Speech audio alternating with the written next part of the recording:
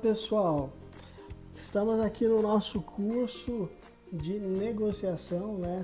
Essa habilidade importantíssima, e essa aula, a segunda aula do módulo 2, nós vamos falar sobre criação de valor, que é a segunda fase do nosso método de negociação. Então olha só, nós temos aqui, só relembrando, as 4 fases, né? A gente já passou pela preparação, e se você não viu a aula de preparação, veja, porque é muito importante que você siga a sequência para entender o método. Então, primeiro preparação, depois criação de valor, distribuição de valor e implementação. Vamos lá, criação de valor. O conceito de criação de valor, ele é basicamente o seguinte: vocês já devem estar acostumados com aquelas reuniões de brainstorm. Senão, o que acontece? O que é uma reunião de brainstorm, né? Uma reunião boa de brainstorm. É um lugar onde as pessoas se sentem livres para dar ideia, né? Então, você tem uma chuva ali de ideias, você tem uma chuva de informações e sem julgamento, não é? Então, a criação de valor, ela é muito semelhante a um brainstorm. O objetivo dessa fase é gerar soluções, né, que permitam compreender quais são os interesses mútuos aí. O foco é criar alternativas ou criar soluções que agreguem valor, que criem efetivamente mais valor para você e para outra parte, ou que pelo menos não comece uma escalada de conflitos, não é? É importante que nessa fase você não julgue ainda. Aqui não é o momento de você dizer sim ou não a propostas. Esse é o momento que você coloca na mesa os seus interesses, onde você escuta muito, onde você escuta o outro interlocutor para entender os interesses dele, né? Esse é o momento que você está ali no face to face, né? Você começou a negociação. Aliás, aqui um ponto, né? Essa é a primeira fase do diálogo, essa é a primeira fase efetiva de comunicação, né? Então, o primeiro momento quando você encontra a outra parte é exatamente esse momento onde você vai escutar muito, vai entender quais são os interesses, vai entender quais são os sentimentos, vai entender tudo ali que está envolvido, vai colocar os teus também, você vai trabalhar junto com a outra parte para criar opções que gerem valor para ambas as partes, ainda sem julgar, sem dizer que sim ou que não, ok? Esse aqui é o conceito. Então, o que acontece? O principal foco desse momento de criação de valor são gerar opções. O que são opções? São os possíveis acordos, né? Aquela parte do ZOPA que a gente falou, que são as zonas de possíveis acordos. E para que isso aconteça bem, o que você tem quais são alguns itens aí que você deve seguir para chegar na criação dessas opções ou dessas soluções? Bom, primeiro, não pressupor que o problema deles tem que ser resolvido por eles. De novo, muitas vezes um problema do outro é a solução que você precisa para engatar o interesse que você quer colocar. Então escuta, entenda e procure ajudar, ter essa visão de que você pode ser, um problema pode ser uma oportunidade, né? Transformar de um limão uma limonada. Eu sei, essa foi péssima, mas enfim, o conceito é esse. Deve-se trabalhar junto, né? Isso tem um potencial imenso para melhorar o resultado. E aqui eu acho que está o grande segredo desse método, as duas partes estarem envolvidas num objetivo de gerar valor, de colocar na mesa itens que podem criar valor para outra parte, e não só para a parte dele. você realmente estar aberto a sair daquela negociação com mais do que você tinha de expectativa. O professor Ian, ele dá um exemplo muito interessante, né? Numa negociação, muitas vezes você sai com um 2-1 ou com 1-1 ou com um 5-1, né? Pensando como se fosse um jogo, né? E com essas pontuações. Nesse modelo, você não entra numa negociação para ser 2-1, 1-1, você entra numa negociação para ser um 10-9, para ser um 8-8, entendeu? Aqui você vai agregar muito mais valor do que você tinha ali de início. Você pode até não sair da negociação com mais valor do que o outro, mas você sai com mais valor do que o que você estava esperando. Veja, isso é o que você tem que estar, esse tem que ser o seu foco e o foco da outra parte. Isso é o que faz muita diferença aqui. Lógico que nem sempre esse mindset aí, esse objetivo dá para ser colocado em prática, porque a gente não consegue controlar as intenções alheias, mas você consegue influenciar, e é disso daqui que a gente pode te ajudar a fazer. Vamos lá, você não pode buscar resposta única, você tem que criar um acordo, né? Que seja um retalho de várias opções. Aqui é a técnica de construir soluções ou construir um cenário que não existia até você chegar ali naquele momento, mas você, a partir de todas as informações que estão na mesa, você cria aí uma solução que atenda aos teus interesses e os dos outros. E obviamente um acordo vai ser fechado quando a melhor opção for encontrada, ou a melhor colcha de retalhos, né? O que acontece? O principal fator que permite com que essa melhor opção seja encontrada é você realmente entender quais são os interesses alheios, né? Aqui tem algumas dicas para você efetivamente conseguir extrair aí do teu parceiro, como eu falei, influenciar a outra parte, abrir as informações para você criar soluções. Primeiro, você pode fazer conversas exploratórias, você pode já de cara alinhar quais são as suas preferências ou interesses em comuns. Você faz com que a pessoa, o teu interlocutor, mostre as razões que estão por trás dos interesses, não é?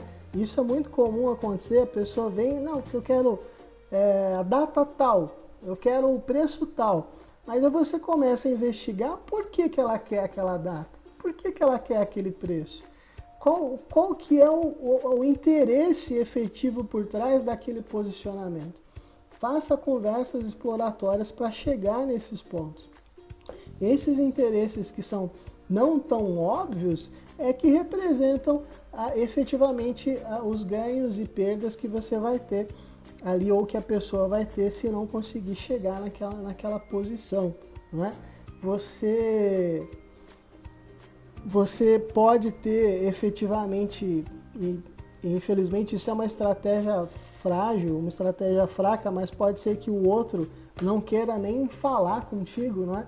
Por alguma situação específica, ou até uma situação pessoal mesmo. É até comum acontecer isso, né? Diretores, ou gerentes, ou líderes, ou até recursos técnicos que, por experiências anteriores, têm uma certa barreira com outros, né?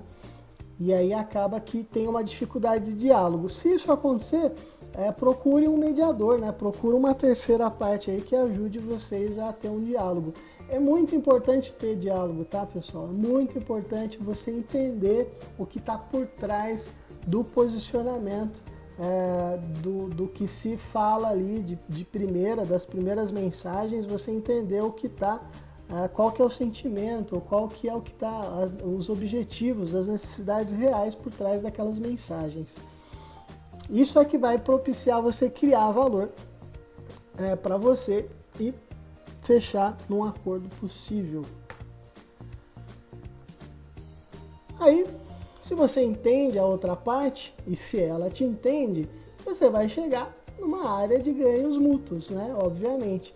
A gente já falou bastante disso, você não pode se manter posicional, né? Você tem que entender os interesses, tem que buscar informações para construir soluções.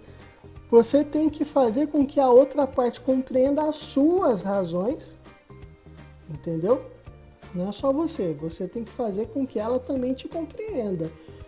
E nesse momento, muito importante, a gente só está pondo ideias na mesa.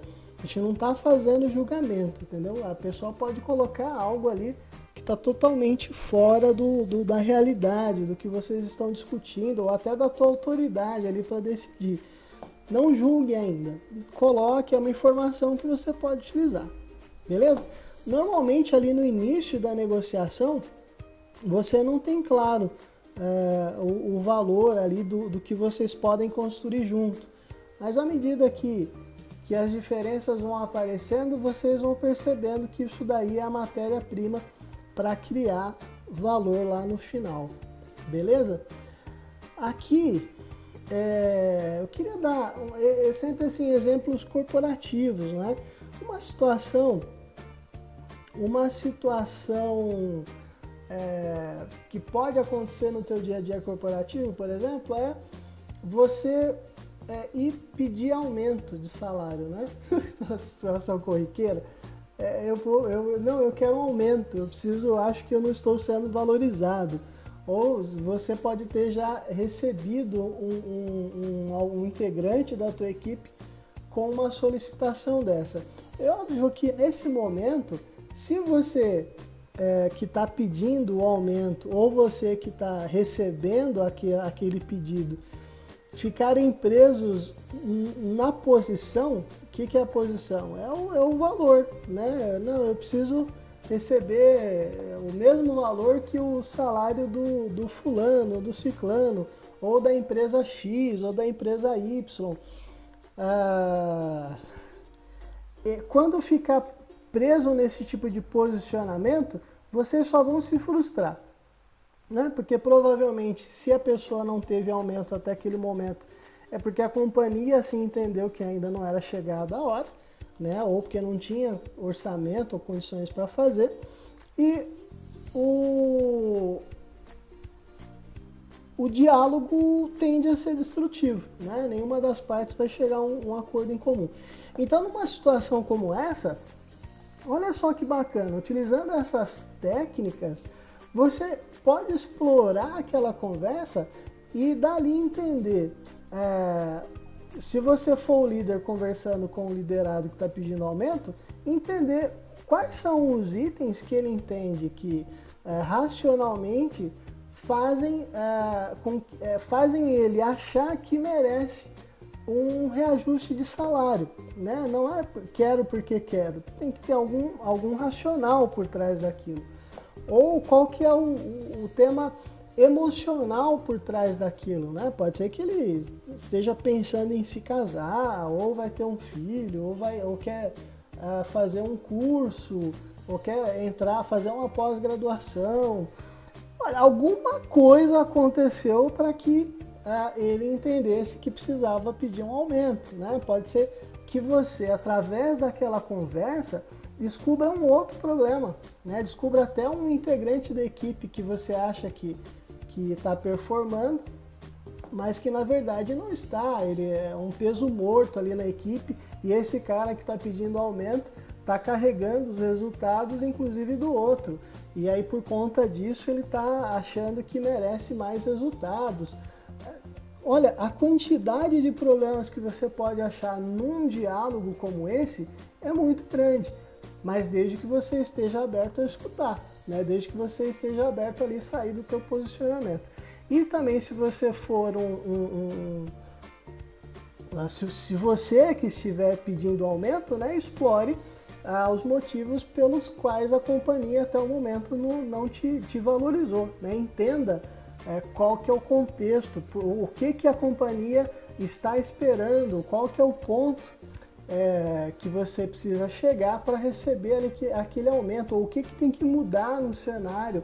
Explore ali de forma objetiva para entender o que está por trás de você até o momento não ter tido o aumento que você acha que merece, que com certeza você vai descobrir uma série de oportunidades para mostrar um maior, para se mostrar mais, né? Para se valorizar mais.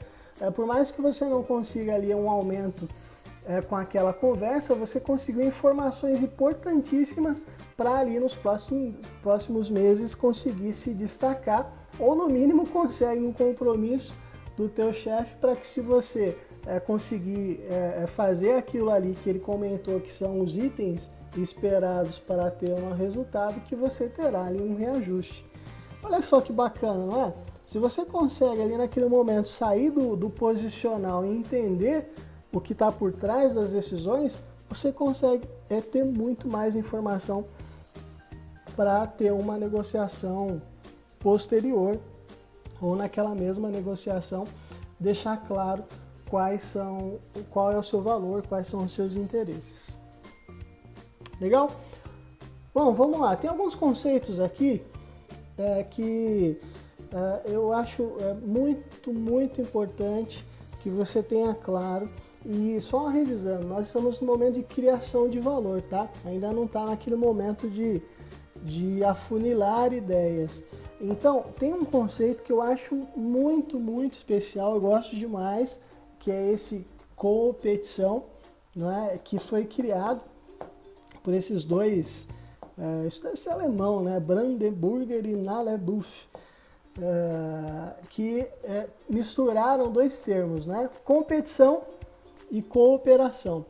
Olha que bacana isso daqui, né? Você tem que ser competitivo, mas você também tem que ser cooperativo. Então, o que isso quer dizer? Que competição é você criar, cooperar para criar maiores oportunidades de negócio, né? É você, ao contrário de competição que tenta dividir, né? Que tenta separar, que tenta diminuir, a competição ela tenta aumentar, ela tenta valorizar as oportunidades através da negociação. Tem muito material disponível para pesquisa sobre competição, viu? Procura sobre esses dois autores aqui, vale muito a pena se aprofundar nesse tema. Bom, e dentro desse conceito de competição, quais são os principais pontos que você tem que ter atenção, tá? Você tem que separar o que é percepção do que é um fato, do que é uma realidade, né? Aqui um ponto que é mais fácil para entender. Não discuta opiniões, né? Você pode ter uma mensagem que ela tem um número ali, tem uma informação que realmente é um fato, e todo o restante é opinião, né? Saiba separar o que é opinião, o que é percepção, do que efetivamente é um fato. Tudo na vida é como você vê ou como você vive uma situação, não é? Um fato, algo efetivo, uma realidade, ela sozinha não é nada. A forma com que as pessoas vivem aquela realidade, a forma com que as pessoas veem aquela realidade é que faz toda a diferença. Quando você entender isso, você vai ter um poder de persuadir muito grande. Entenda, separe o que é percepção, que é como aquela pessoa vê aquela realidade, da realidade em si. Né? Nós já falamos aqui da competição, quer dizer, você criar oportunidades. Você tem que oferecer complementos do serviço ou do produto ou do que você está negociando para que a sua proposta seja mais atraente. Né? Um exemplo, só para vocês entenderem, né? O McDonald's faz muito isso. Né? O McDonald's, você vai lá comprar... Ele faz isso de duas maneiras, né? Se você quer só o lanche, o valor é um absurdo. Mas se você quiser o trio, que é o lanche mais a batata mais o refrigerante, né,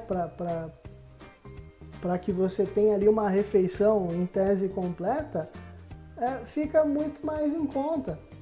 Então olha só, ele força com que você gaste mais, porque o trio ele é mais caro do que só o sanduíche, mas não é tão mais caro assim, o preço é quase o mesmo. Então faz muito mais sentido você comprar ali o trio do que você comprar só o sanduíche.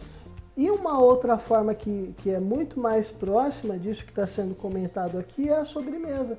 Aí você vai comprar um lanche, o atendente sempre vai te oferecer, e o que você vai levar, não quer um sundae, não quer um sorvete, não quer uma sobremesa? Isso é comum acontecer. Para quê? Para tornar aquela tua proposta mais atraente. Você nem foi pensando em comer batata, nem tomar um sundae, você foi pensando em comer um hambúrguer. Aí você acabou levando tudo, porque você achou mais atraente. Tente sempre nas suas negociações colocar outros itens que não eram esperados ali pela outra parte, né? Para que ele acabe levando um bolo maior do que ele esperava. Ou pagando, né, um bolo maior do que ele esperava. Então, entenda o seguinte, para você criar essas soluções aí atraentes, procure sempre trabalhar com as informações que você tem, né? A Microsoft, né, o Bill Gates, ele tem uma frase dele que também é bastante conhecida, que ele fala que a maior parte das inovações da Microsoft não são criadas internamente, né? Elas vêm como resposta do que a concorrência faz, né? E por mais que alguns odeiem esse modo de pensar da Microsoft, faz todo sentido. Você não vai criar o trabalho que você vai ter para pensar numa solução do zero, para ser criativo, não dá. O esforço para isso não tem sentido. Você tem que pegar, muitas vezes não, a maior parte das vezes você tem que inovar com a informação que você recebe. Então, se você tem uma resposta ali no momento da negociação, você tem que pegar essa resposta, em cima dela, criar uma evolução para ter uma opção. Lembra que eu falei do brainstorm? Trabalhe sem julgamento, crie ali evoluções em cima das informações que vocês têm, né? Trabalhe em conjunto, né? Isso é importantíssimo. Se os dois estiverem muito ligados, as duas partes nesse sentimento de competição, isso aqui é muito poderoso, porque você consegue efetivamente sair de uma negociação com muito mais valor do que vocês dois entraram. Beleza? E aqui a gente está chegando no final da nossa aula de criação de valor, ok? Entenda esse sentimento da competição, crie valores ali em conjunto que você vai entender o poder que essa fase, que esse momento da negociação tem para os teus resultados. Legal? Muito obrigado e até a próxima aula.